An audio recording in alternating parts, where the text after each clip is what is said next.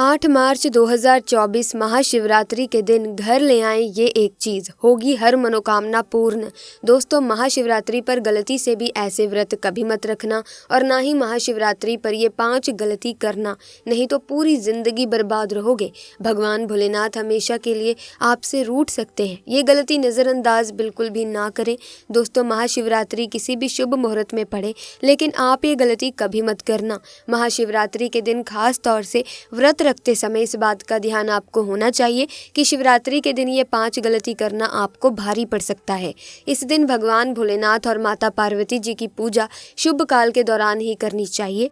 इसी तरह की महत्वपूर्ण और ज्ञानवर्धक जानकारी प्राप्त करने के लिए हमारे चैनल समृद्धि को सब्सक्राइब करें और बेल आइकन को प्रेस करें ताकि नई वीडियोस की अपडेट आपको सबसे पहले मिल सके। तो ऐसे में हम ये जानते हैं कि शिवरात्रि पर क्या गलतियां नहीं करनी चाहिए जिससे भगवान भोलेनाथ क्रोधित ना हो। तो चलिए जानते हैं। दोस्तों, शिवरात्रि के दिन क्या करें। महाशिवरात्रि के दिन व्रत करें और सुबह जल्दी उठें, स्नान करें और साफ सुथरे कपड़े पहनें। शुभ काल में मंदिर जाकर भगवान भोलेनाथ जी को जल और दूध चढ़ाएं। इस दिन भगवान भोलेनाथ जी का ध्यान करें। ओम नमः शिवाय का जाप अवश्य करें। इस दिन आपको भोजन ग्रहण नहीं करना है, इसलिए अगर आपने व्रत किया है तो सिर्फ फल खाकर ही व्रत पूरा करें और हो सके तो पूरा दिन फल भी खाएं और दूसरे दिन व्रत छोड़ें। अगर आपसे नहीं हो पा रहा है तो आप एक समय में भोजन कर सकते हैं। दोस्तों, वीडियो आगे शुरू करने से पहले भगवान भोलेनाथ जी के जो सच्चे भक्त हैं, इस वीडियो को एक लाइक अवश्य कर दे और कमेंट बॉक्स में जय भोलेनाथ अवश्य लिख दे, जिससे कि भगवान भोलेनाथ जी का आशीर्वाद आपको सीधे प्राप्त हो सके। दोस्तों, सच्चे दिल से इस नियम को मानने वाला व्यक्ति भगवान भोलेनाथ जी को बहुत प्रिय होता है। दोस्तों, इस बार पंचांग के अनुसार फाल्गुन माह के कृष्ण पक्ष की चतुर्थी तिथि की शुरुआत 8 मार्च रात में 9:47 से होगी। इस तिथि का समापन अगले दिन 9 मार्च शाम 6:17 पर होगा। महाशिवरात्रि व्रत के दिन भगवान भोलेनाथ जी की उपासना निशिता काल में की जाती है, इसलिए महाशिवरात्रि व्रत इस साल 8 मार्च 2024 शुक्रवार के दिन रखा जाएगा। तो दोस्तों, अब बात करते हैं कि आप लोग किस पहर में कितने समय पूजन कर सकते हैं। प्रथम पहर पूजन समय 8 मार्च को शाम 6:25 से शुरू होगा और समापन रात 9:28 को होगा। दूसरा पहर पूजन समय 8 मार्च को रात 9:28 से शुरू होगा और समापन 9 मार्च को रात 12:31 पर होगा। तीसरे पहर पूजन समय मार्च को रात 12:31 से शुरू होगा और समापन सुबह 3:34 पर होगा। दोस्तों, महाशिवरात्रि का मतलब है कि भगवान भोलेनाथ का रात्रि के समय पूजन करना। इससे भगवान भोलेनाथ अति शीघ्र ही प्रसन्न हो जाएंगे और आपको मनचाहा वरदान देंगे। महाशिवरात्रि पर भगवान भोलेनाथ के साथ माता पार्वती जी की पूजा भी अवश्य ही करें। ऐसा करने से आपको भगवान भोलेनाथ के साथ माता पार्वती जी का भी आशीर्वाद प्राप्त होगा। शिवरात्रि के दिन भगवान भोलेनाथ के शिवलिंग पर बेलपत्र अवश्य ही अर्पित करें। बेलपत्र भगवान भोलेनाथ को अति प्रिय है। बेलपत्र के बिना भगवान भोलेनाथ का पूजन अधूरा माना जाता है। आपको बता दें कि बेलपत्र एक पत्ता नहीं माना जाता। एक डंडी में जो 3 पत्ते जुड़े हैं उन्हें बेलपत्र कहा जाता है। एक डंडी में 3 जुड़े हुए बेलपत्र ही शिवलिंग पर अर्पित करें और चंदन से उस पर ओम नमः शिवाय लिख करके अर्पित करें। ऐसा करने से भगवान भोलेनाथ की कृपा प्राप्त होती है। महाशिवरात्रि के दिन भगवान भोलेनाथ को पूजा में अक्षत अर्पित करें। ऐसा करने से आपको भगवान भोलेनाथ जी का आशीर्वाद प्राप्त होगा। इस दिन रात्रि में भगवान भोलेनाथ का जागरण अवश्य करना चाहिए, जिससे आपको महाशिवरात्रि का पूर्ण फल प्राप्त हो सके। महाशिवरात्रि के दिन भगवान भोलेनाथ की पूजा करने से पहले भगवान श्री गणेश, भगवान कार्तिकेय, नंदी की और माता पार्वती का पूजन अवश्य ही करना चाहिए, नहीं तो आपको पूजा का फल प्राप्त नहीं होगा। इस दिन बैल को हरा चारा अवश्य ही खिलाना चाहिए, क्योंकि बैल को नंदी जी का रूप माना जाता है, जो भगवान भोलेनाथ जी को अत्यधिक प्रिय है। दोस्तों, महाशिवरात्रि पर इन कार्यों को करने से भगवान भोलेनाथ की कृपा प्राप्त होती है। दोस्तों, अब बात करते हैं कि महाशिवरात्रि के अवसर पर आपको क्या गलती नहीं करनी चाहिए जिससे भगवान भोलेनाथ क्रोधित ना हो। दोस्तों, चाहे कुछ भी हो जाए, महाशिवरात्रि के दिन मांस मदिरा का सेवन गलती से भी मत करना, नहीं तो आपके साथ कुछ भी हो सकता है। महाशिवरात्रि के दिन देर तक कभी ना सोएं, इससे आपका भाग्य बिगड़ सकता है। भगवान भोलेनाथ रूठ सकते हैं। महाशिवरात्रि के दिन दाल, चावल या गेहूं से बने पकवान नहीं खाने चाहिए। इस दिन आप सिर्फ दूध, चाय और कॉफी ले सकते हैं। दोस्तों, अगर आप भगवान भोलेनाथ जी को प्रसन्न करना चाहते हैं तो इस दिन काले कपड़े भूलकर भी मत पहनना। इस दिन जितना ज्यादा हो सके भगवा रंग या फिर लाल रंग का ही कपड़ा पहने, बहुत ही शुभ और मंगलकारी माना जाएगा। इस दिन गलती से भी पति पत्नी शारीरिक संबंध भूलकर भी ना बनाएं, अन्यथा भगवान भोलेनाथ के क्रोध का सामना आपको करना पड़ेगा। इस दिन जितना ज्यादा हो सके दान पुण्य करें। भगवान भोलेनाथ को अगर आप खुश करना चाहते हैं तो ये बातें गांठ बांध लें। दोस्तों, ये पाप कभी मत करना। महाशिवरात्रि के इस पावन अवसर पर शिवलिंग पर भूल कर भी ये चीजें मत चढ़ाना, नहीं तो जिंदगी भर आपको किसी बड़ी परेशानी का सामना करना पड़ सकता है। आपका व्रत टूट भी सकता है। भगवान भोलेनाथ अत्यंत क्रोधित हो सकते हैं, जान लीजिए, नहीं तो आपके व्रत रखने का कोई भी फायदा नहीं होगा। तो चलिए आइए जानते हैं। नंबर 1, तुलसी। पौराणिक कथाओं के मुताबिक तुलसी को माता लक्ष्मी जी का स्वरूप माना जाता है। माता लक्ष्मी जी भगवान विष्णु जी की अर्धांगिनी है। भगवान विष्णु शालिग्राम की पूजा में तुलसी का प्रयोग किया जाता है। ऐसे में शिवलिंग पर तुलसी का प्रयोग वर्जित है। ये आपको पाप का भागीदार बना सकता है, ऐसा अनर्थ कभी मत करना। दोस्तों, नंबर 2, सिंदूर। सिंदूर एक प्रकार से श्रृंगार की वस्तु है जो सभी देवियों को चढ़ाया जाता है, परंतु भगवान भोलेनाथ बैरागी हैं और वो महाकाल है, इसलिए उन्हें सिंदूर नहीं चढ़ाया जाता। ऐसा पाप आप कभी मत करना। नंबर 3, शिवरात्रि के पावन अवसर पर जितना ज्यादा हो सके आपको भगवा रंग पहनना चाहिए। भगवान भोलेनाथ अति प्रसन्न होते हैं। इस दिन काले कपड़े पहनने से बचना चाहिए और मंदिर में काले वस्त्र पहनकर कभी भी प्रवेश ना करें। दोस्तों, नंबर 4, हल्दी। सभी देवी देवताओं की पूजा में हल्दी का उपयोग तो किया ही जाता है, लेकिन कुछ का मानना है कि विनाश के देवता भगवान भोलेनाथ जी को अर्पित नहीं करनी चाहिए हल्दी, क्योंकि हल्दी सौभाग्य का प्रतीक है। दोस्तों, नंबर 5, केतकी के फूल। पौराणिक कथाओं के मुताबिक केतकी के फूल भी शिवलिंग पर नहीं चढ़ाने चाहिए, क्योंकि एक बार केतकी के फूल ने भगवान ब्रह्मा के झूठ में साथ दिया था। ये बात सुनकर भगवान भोलेनाथ ने क्रोध में आकर केतकी के फूल को श्राप दे दिया। दोस्तों, नंबर 6, नारियल पानी। पौराणिक मान्यताओं के अनुसार ऐसा कहा जाता है कि शिवलिंग पर नारियल पानी नहीं चढ़ाना चाहिए, क्योंकि ये शुभ नहीं माना जाता। दोस्तों, नंबर 7, शंख जल। भगवान भोलेनाथ ने शंखचूड़ नाम के असुर का वध किया था। शंख को इस असुर का प्रतीक माना जाता है जो भगवान विष्णु का भक्त था, इसीलिए विष्णु भगवान की पूजा शंख से होती है, शिव की नहीं।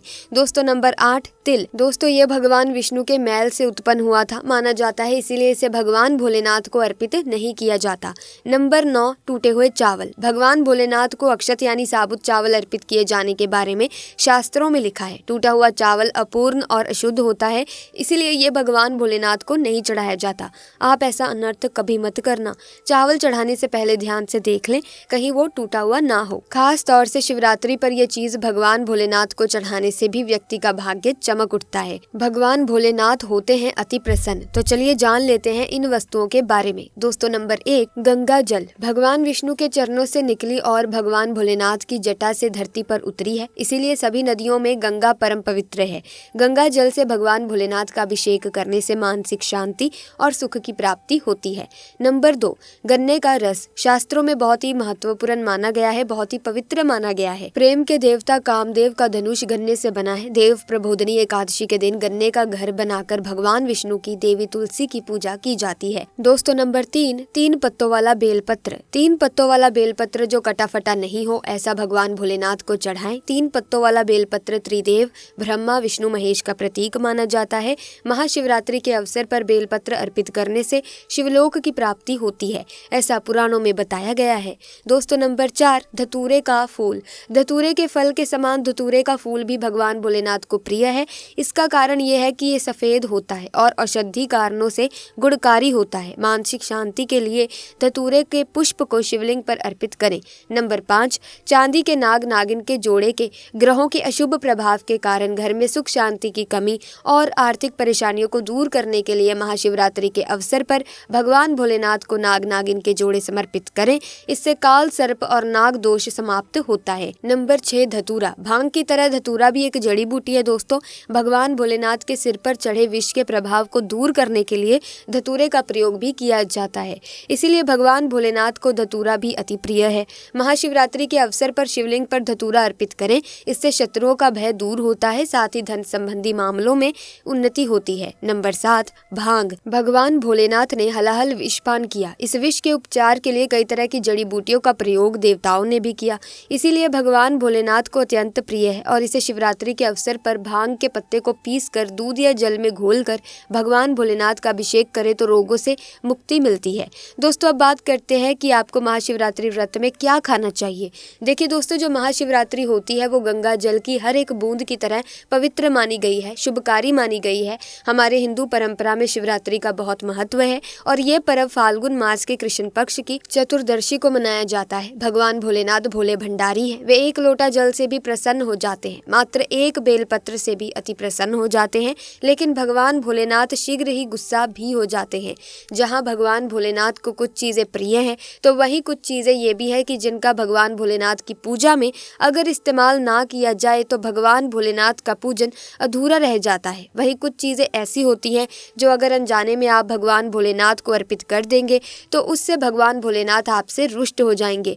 इसीलिए भगवान भोलेनाथ की पूजा करते समय कुछ बातों का विशेष ध्यान रखना चाहिए। तो अब हम इस वीडियो में आपको बताएंगे कि महाशिवरात्रि के पावन पर्व पर क्या करें क्या ना करें, कौन सी ऐसी वस्तुएं हैं जो भगवान भोलेनाथ को अति प्रिय है और कौन सी ऐसी वस्तुएं हैं जो भगवान भोलेनाथ को बिल्कुल भी प्रिय नहीं है और कौन सी वस्तुएं हैं जो भगवान भोलेनाथ को भूल से भी अर्पित नहीं करनी चाहिए। महाशिवरात्रि के दिन भगवान भोलेनाथ की पूजा सफेद या लाल रंग के वस्त्र धारण करके ही करें। सफेद और लाल रंग के वस्त्र धारण कर भगवान भोलेनाथ का पूजन करना बहुत ही शुभ माना जाता है। यदि संभव हो तो इस दिन पूजा में बिना सिले हुए वस्त्र पहने। महाशिवरात्रि के पावन पर्व पर भगवान भोलेनाथ की शिवलिंग का पूजन अवश्य ही करें। शास्त्रों के अनुसार महाशिवरात्रि के दिन ही भगवान भोलेनाथ शिवलिंग के रूप में प्रकट हुए, इसीलिए इस दिन शिवलिंग का पूजन करना सबसे ज्यादा श्रेष्ठ माना जाता है। शिवलिंग का पूजन करने से भगवान भोलेनाथ और माता पार्वती की असीम कृपा प्राप्त होती है। दोस्तों अब बात करते हैं कि आपको महाशिवरात्रि के दिन क्या क्या खाना चाहिए। शिव पुराण के अनुसार माना जाता है कि महाशिवरात्रि पर व्रतधारी को धतूरा अवश्य खा लेना चाहिए। भले ही आप थोड़ा सा खाएं लेकिन खा लेना चाहिए, इससे व्रत पूरा हो जाता है। इस दिन भांग खाने से संपूर्ण फलों की प्राप्ति हो जाती है। अगर आप भांग नहीं खाते हैं तो इसे थोड़ा बहुत चख लें, नहीं तो आपका व्रत अधूरा माना जाएगा। दोस्तों महाशिवरात्रि के पावन पर्व पर भगवान भोलेनाथ और माता पार्वती जी की कृपा प्राप्त करने के लिए इन सभी बातों का विशेष रूप से ध्यान रखें, जिससे आपको व्रत और पूजा का पूर्ण फल प्राप्त हो और भगवान भोलेनाथ और माता पार्वती जी की आपको कृपा मिल सके। दोस्तों बहुत सी ऐसी चीजें इस दिन के व्रत में ऐसी होती हैं जो आपको नहीं खानी चाहिए और एक चीज है जो महाशिवरात्रि के दिन जरूर खानी चाहिए ताकि आपको इस व्रत का संपूर्ण फल मिले। महाशिवरात्रि के दिन बहुत से लोग व्रत रखते हैं, एक वेला उपवास रखकर कई लोग सात्विक भोजन भी करते हैं। महाशिवरात्रि का व्रत अगर आप रखते हैं तो ध्यान रखें कि शरीर में पानी की कमी ना हो। इसके लिए अनार या संतरे के जूस का सेवन कर सकते हैं, लेकिन गन्ने का जूस मत पीजिएगा। महाशिवरात्रि के दिन फलाहार में सेब, संतरा, पपीता, केला, खीरा वगैरह खा सकते हैं। महाशिवरात्रि के मौके पर कई मंदिरों में महादेव का विशेष श्रृंगार किया जाता है। इस पावन दिन उपवास रखने और भगवान शिव और माता गौरी की आराधना करने से सभी मनोकामनाएं, सभी इच्छाओं की पूर्ति होती है। वहीं कुंवारी कन्याओं को सुयोग्य और मनचाहा जीवन साथी की प्राप्ति होती है। महाशिवरात्रि के मौके पर देश के अलग अलग हिस्सों में भव्य शिव बारात भी निकाली जाती है। तो चलिए अब जानते हैं कि आखिर महाशिवरात्रि का पर्व क्यों मनाया जाता है, इसके पीछे कौन सी धार्मिक कथा और मान्यताएं जुड़ी हुई हैं। तो दोस्तों महादेव का विवाह दक्ष प्रजापति की पुत्री देवी सती के साथ हुआ था। दक्ष शिवजी को पसंद नहीं करते थे, इसलिए उन्होंने महादेव को अपना दामाद के रूप में कभी नहीं स्वीकार किया।